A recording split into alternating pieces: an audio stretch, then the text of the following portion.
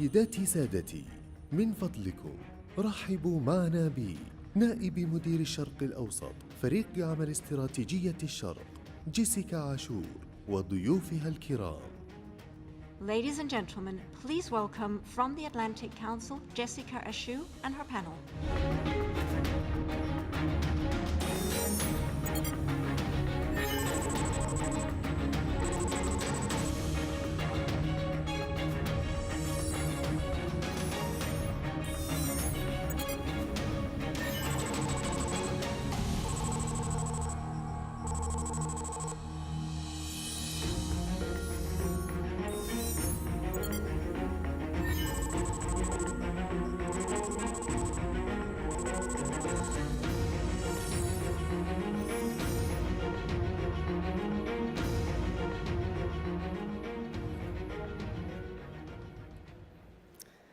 Assalamu alaikum.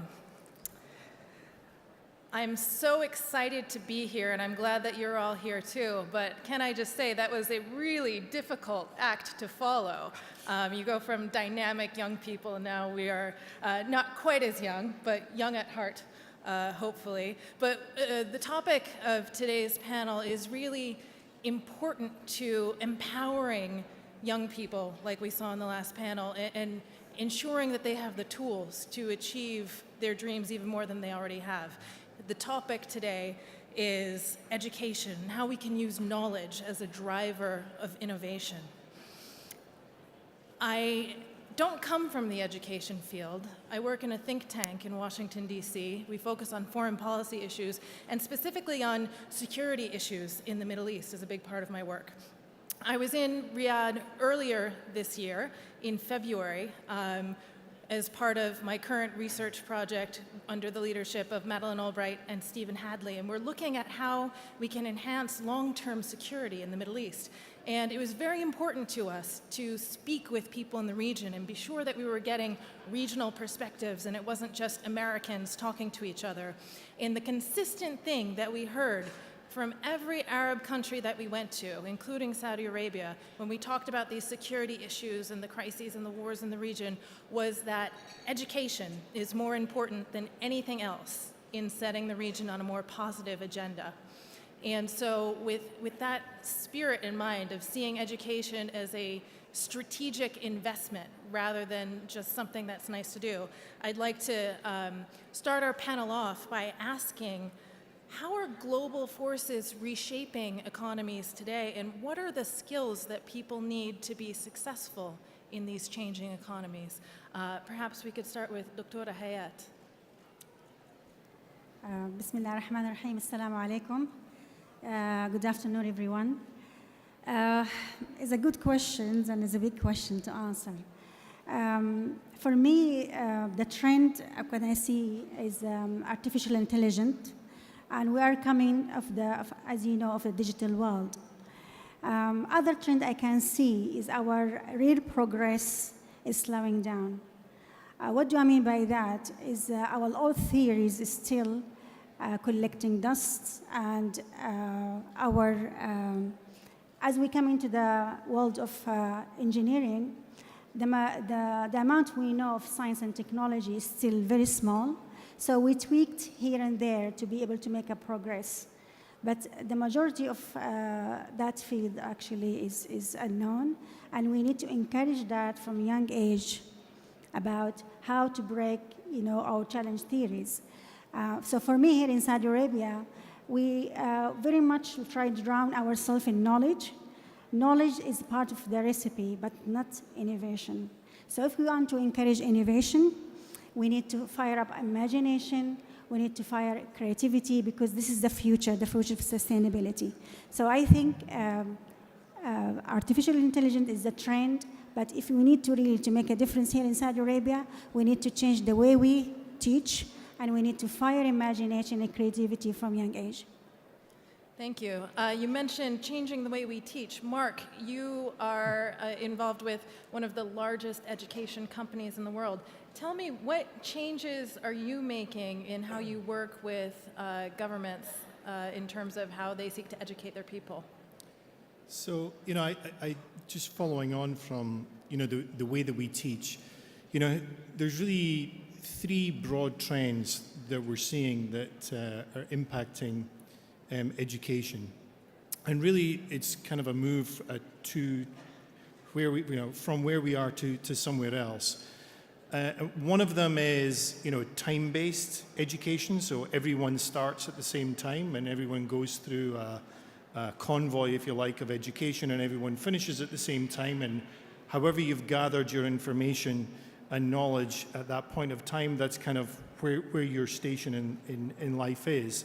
And what we're seeing is that trend's being broken by it being much more about personalization. So actually, my journey in education is different from the person next to me because I come to it in a different place. So how do we use technology to enable personalization of education and break that down? The second piece is this notion of inputs versus outputs. So, you know, I start with a notion of it's about a qualification or a certificate, and much more we're now moving towards mastery of a topic or skills that people actually can have that they can prove and then apply in different ways. And I think those two pieces are then, you know, moving towards this, you know, ability of informal and formal education beginning to blend together. So if you think about access for MOOCs, and if you think of, you know, traditional face-to-face education, it's not really an either-or. It's a bit of an and, where both of them have to sit hand in hand. So you get this break of, you know, no longer cohort-based education, but individual, mastery versus topic-based, and then informal and formal blending together as one. Jean-Loup, you're the president of KAUST, one of Saudi's best, finest educational institutions. I was wondering, what types of things do you think are important to implement at the lower levels of education in this country, at the primary and secondary levels, to make Saudi students better, more successful candidates for places like KAUST and other top universities in the world? Yeah, I'm likely the person the less qualified to say that, because I represent a slice of education from my past in California and now here, looking at research, graduate education. So I'm not the person qualified to talk about education at the lower level, at the primary level. However, given that all my life I did work with scientists, engineers, and I see what is needed for their preparation, and those scientists and engineers are the ones at large who drive innovation, who drive new developments, who create new businesses. I think you need to make sure in your education system that young people are trained very well in the basic sciences, basic knowledge, that they learn how to be critical, that they learn to be curious, ask questions. And that applies to Saudi Arabia, and in fact it applies to any education system in the world. And if you look at countries which have made dramatic changes over the past 40 or 50 years, you could take Singapore, Korea, some of the northern countries, they made very, very strong efforts in education and creating very high intensity, but also engaging people, young people, to be curious and ask questions. You mentioned a number of attributes for success that we would consider soft skills that aren't necessarily on the tops of people's minds when they think about education reform for the future. The emphasis is often on science, technology, engineering education, which is extremely, extremely important and always highly prized, particularly in this part of the world. However, critical thinking, teamwork, resilience, these are all things that are transferable to many, many different industries. So how can we inculcate these types of soft skills into the population at large through education programs? Perhaps Dr. Hayat might want to comment on this. I think I sit in many different global platforms. I'm a member of the Shura Council, so it's very important to think, to link science and society and link science to the policymaker. I'm also one of the 10-member group who are being appointed by United Nations to facilitate science and technology for the SDG goals. And we can see that if you want to get rid of poverty, if you want to have a clean water, if you are really going to have a good health, renewable energy, opportunities, how we can reduce the climate change, equality, we need to embed it, science and technology for, I think, not most, for me, for most of the decision makers made by the governments. So we need the decision makers to be very much not educated, to be scientists who be engaged with them and translate the importance of science to the decision maker, because that's the real changes happen. And also include the business people there. So if you really am going to change society, as always we know about how you define innovation-based society, and every time I hear this question, I get worried and scared, because it's not about how to go about the definition. It's about what do I want from that society. So what future do I want in here, especially in the government? What future do I want? What type of vision I'm going to have? Then I can go back and work step by step. So for me, if I want to embed it, that it has to be take really from the top and all the way down, because you cannot change anything without the force and the vision of the leaders who will really take it seriously. And for us, for the developing world, you can change the whole society. You can make people lift from their hardship by science, by very small tools of science and technology. We need to inject that. For me, like if I wanted to create a good system for science, I'm not looking to create another Einstein, though is important. I'm looking for change agent who's going to, with creativity, going to create clean water for me, for the children who die from the polluted water.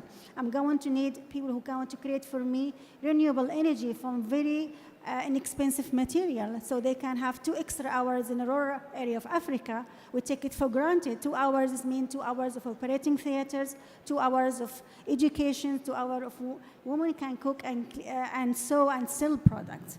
So we really need the passion and the understanding of the power of the values of science and technology to embed it in all our decisions, with other decisions, to be able to see then any impact. I am an engineer, so I'm a simple mind person, and I like people I believe people learn by doing. So, given your question, research in universities like at KAUST or at Caltech is done by teams, and the same can be done in a school. On our campus, we also have a school for the children of our professors, of our staff, our students, and in that school, the children, for instance, in their science program, they work on projects and they have to work on teams.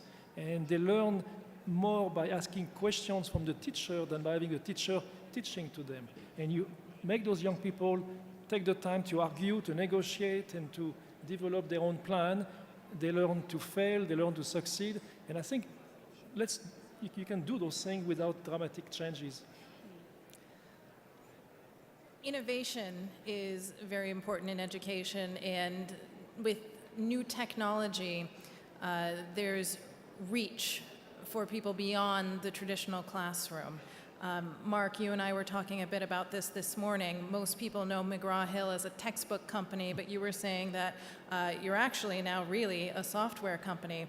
So can you comment perhaps on how technology is helping us reach harder to reach populations and give them education in places where perhaps traditional schools are either not present or failing them?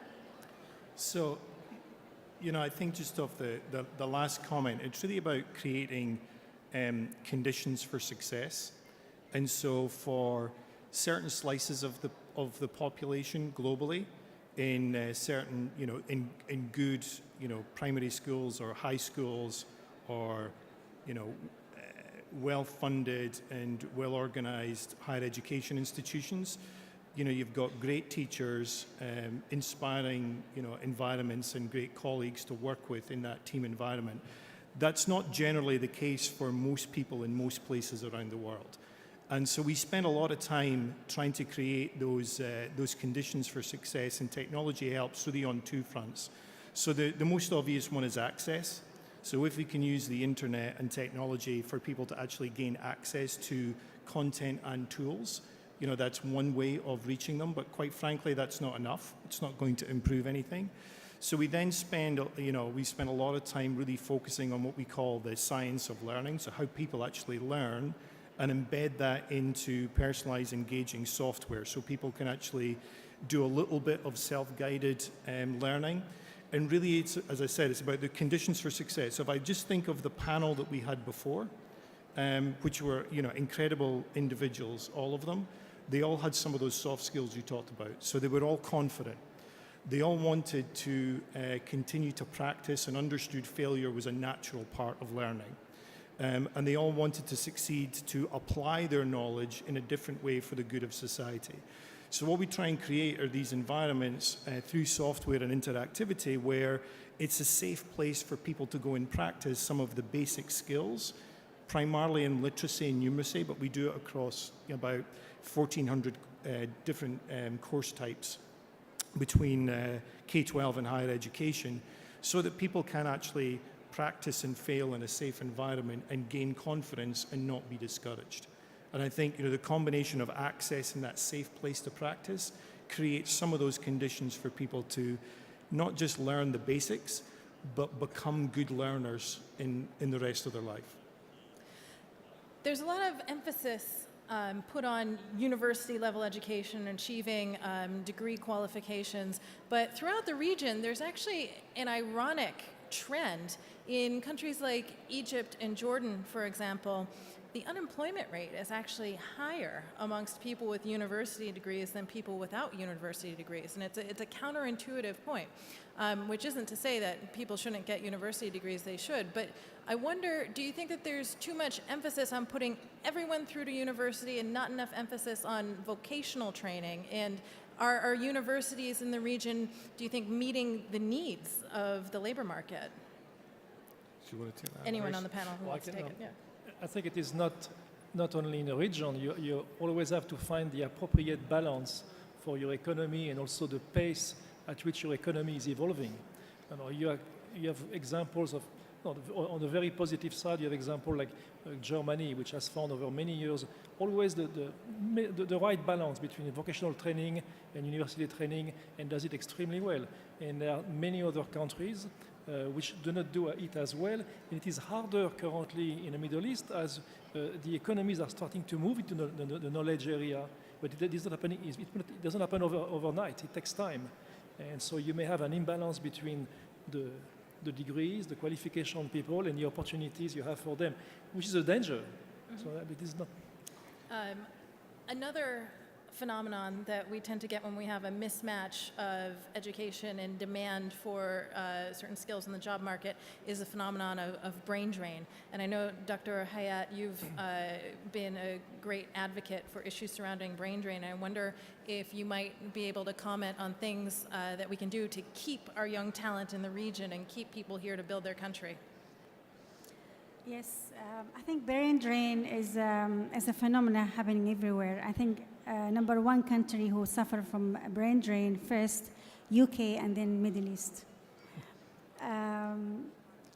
Definitely the environment, and I go back to your question about the labor workforce and the education, and that's also feed to your question. If you go to the UNESCO latest report in science and technology, I'm going to talk about science and technology. Here in Saudi Arabia, we have 66% of the female have more science and math degree than boys, and doctorate degree. But when you come to the private sector, how many of them will go to the private sector, not academia, and 1%? Why? It's not because there is no opportunities. There's one thing, yes, could be not the right opportunities, because women tend to go to something more resonate with their nature. So if I'm going to sell dry wondrous technology, and most of the company here is very much in digital, leaving very much away from the human straightaway effect. Like, for example, instead of like selling MRI, just I'm wondering dry technology, I can sell it, how can affect people, and can encourage more women and more girls to do that. So the direction of science I think we need to have more women involved with that, because the direction of science now suffering from the lack of the woman empathy, her emotions, because the best campus. For example, artificial intelligence is going to be the future, and it's already happening because the technology become inexpensive, and we really grasp the mechanical and electrical engineering. And I asked a group of men and a group of women, if you have artificial intelligence around you, and what will you use it for? The majority of men said, I will use it in a minefield, which is understanding, because to save lives. When I asked a group of women, they said we use it to test for Ebola.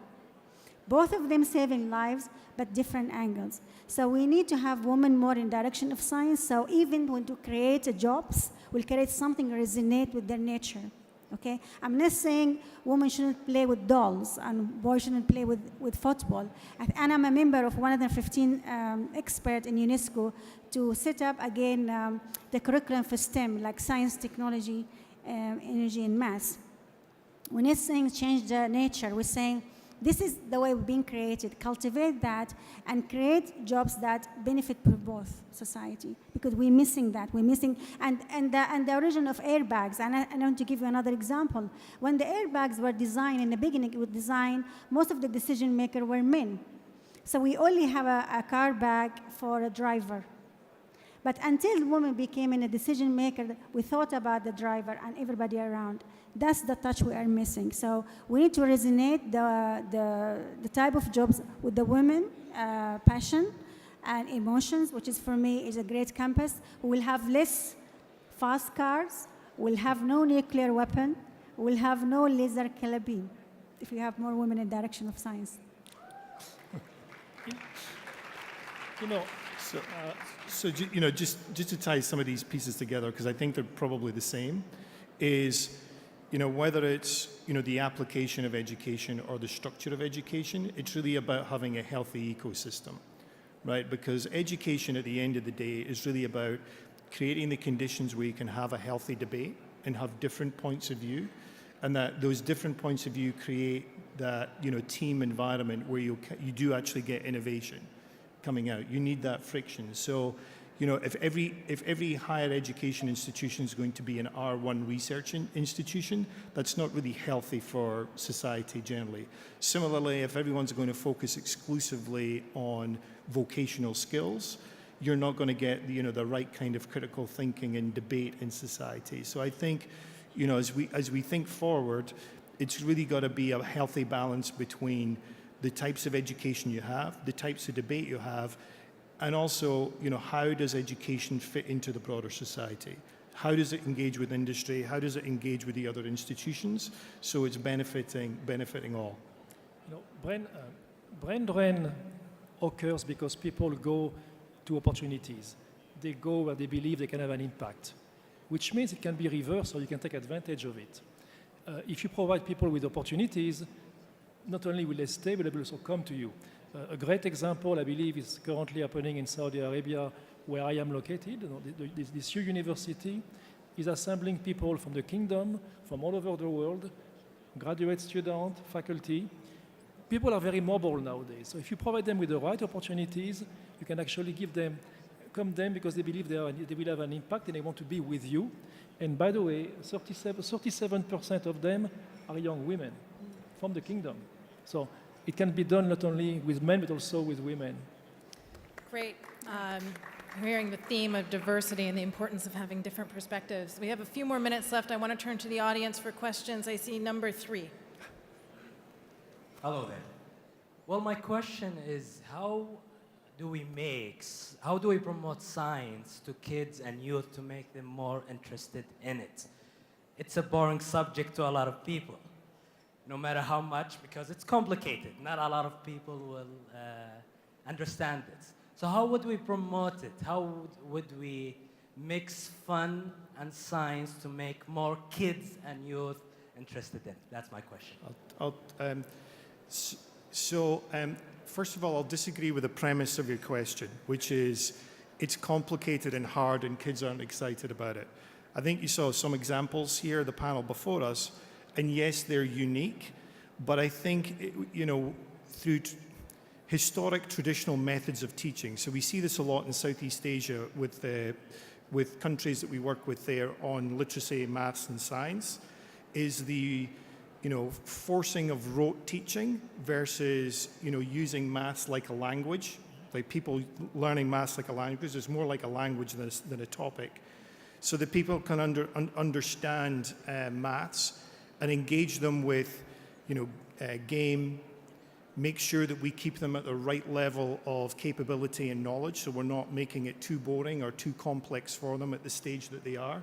We get a lot of feedback from software that enables them to do that. And I think once you give children the right skills and the right environment, their natural curiosity takes over. And they're encouraged to do and test out the application in different ways. But it's really about how do you create that environment of discovery. Because if science and maths was really boring, the video games industry wouldn't exist, because that's all maths and science in there. I just want to add one thing. I agree. Science is fun. Okay, all of us growing play with the magnets. Yes, it's fascinating to see the power of magnet move things around without any physical wires. But at the same time was frustrating because you can't take it apart to understand what's really going on. So you had to rely on your teacher. So here, I just follow up. Teaching the way we teach, I think, is very critical. And I remember when I was doing my school days, I didn't go to private school. I went to school here in Riyadh, and I had an amazing teacher who really encouraged me, gave me that confidence, and also had a great family. I had a great father who really encouraged me. And the main thing when I was growing up, my heroes were Al-Khwarizmi, Einstein, Ibn Sina. And I remember I used to ask my father, are they really human being? فعلا هم يعني من البشر? Because he said to me, yes, why are you asking? I said, because I cannot see anyone like me around. So a role model is important. We need to encourage scientists who to go to schools so that children can see the real impact.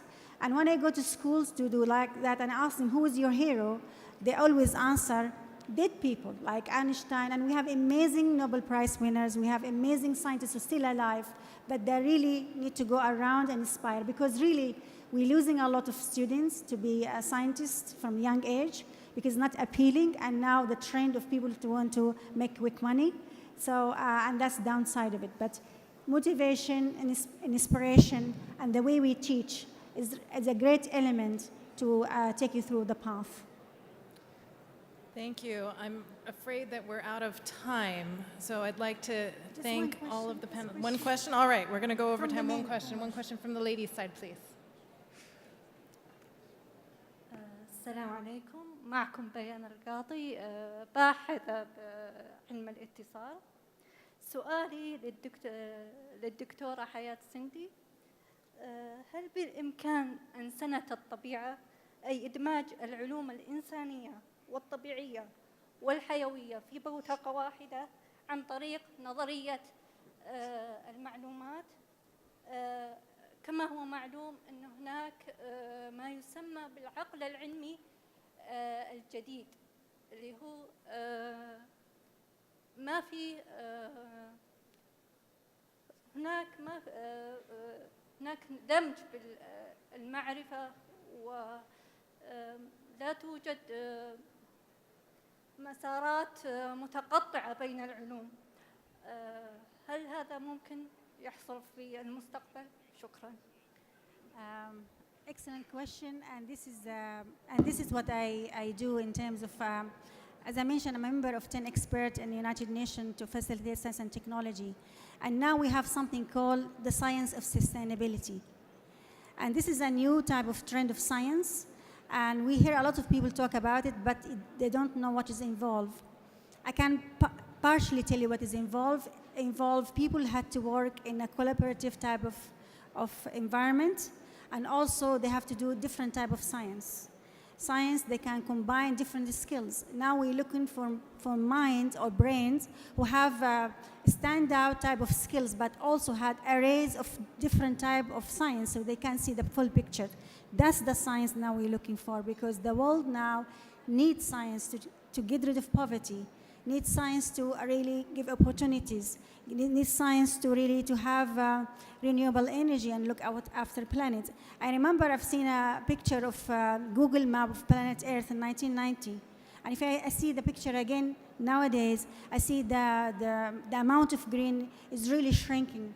And that's really what we are doing to our planet. So the only way we do that forward is we have a multidisciplinary type of science, and we have to work together in a way that we tackle science from a different angle for sustainability. I'm told we have time for one last question, and we'll go to this gentleman here.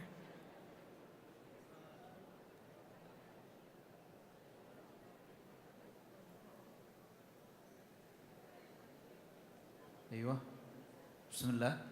الأستاذ صلاح المالكي أصم، أول إعلامي أصم سعودي. عنده مداخلة أو سؤال.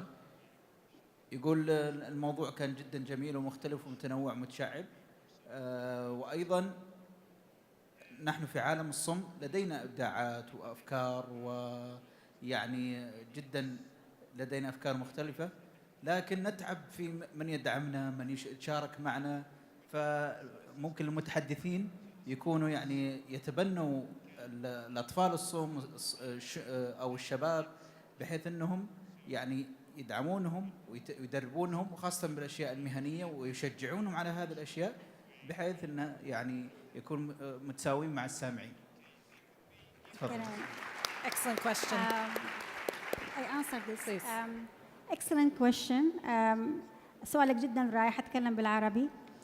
أنا أول ما تبنيت أتبنى الإبداع عند الأطفال، رحت على القاهرة، وكان جزء من الثيم إن نتعلمهم إن هو الإبداع في المياه، الحضارة عن المياه، إيش المشاكل اللي واجهت المياه، يعني شح المياه، وكيف نوجد تكنولوجي وإبداع يحل مشاكل المياه. فكان في طالبين من قطر صم وبكم أحبوا يشاركوا في المسابقة هذه، هي لمدة أسبوع. فطبعا بعض اللجنة قالت لا، فأنا أصريت إنهم يجوا، وكان جدا معايا فريق رائع من MIT Media Lab اللي حضروا، وكانوا يعلمون عن القصة، عن الإبداع، عن طريق الأنيميشن، عن طريق الكمبيوتر بروجرامينج. وطبعا في آخر الأسبوع في مسابقة، فتخيل هم فازوا بالمركز الأول. أعطيناهم الفرصة، فكانوا يجلسوا لحد الساعة 2:30 في الليل يتعلموا، فكان عندهم شغف التعلم. وفعلا يعني أنا مش اللي نجحتهم في المسابقة، كان في وزراء وكان في من حال العالم عملوا عرض في منتهى الإبداع ومنتهى الخيال، اللي يستحقوا إنه يكونوا يعني يعطوا الفرص. فأنا طبعا من الإنسان اللي يؤمن دائما أعطي الفرصة، لأنه إعطاء الفرصة هو أفضل حاجة إن تعطي الإنسان ويكتشف عن قدراته. أشكرك على هذا السؤال، وأتمنى إنه يعني ما يكون حاجة نادرة، يكون حاجة طبيعية في المجتمع، إن ندعم الكل بجميع القدرات. أشكرك. Shukran kathir. Thank you all very, very much. I'm afraid we truly are out of time this time, and it's been a pleasure to be with you. Please thank our panelists.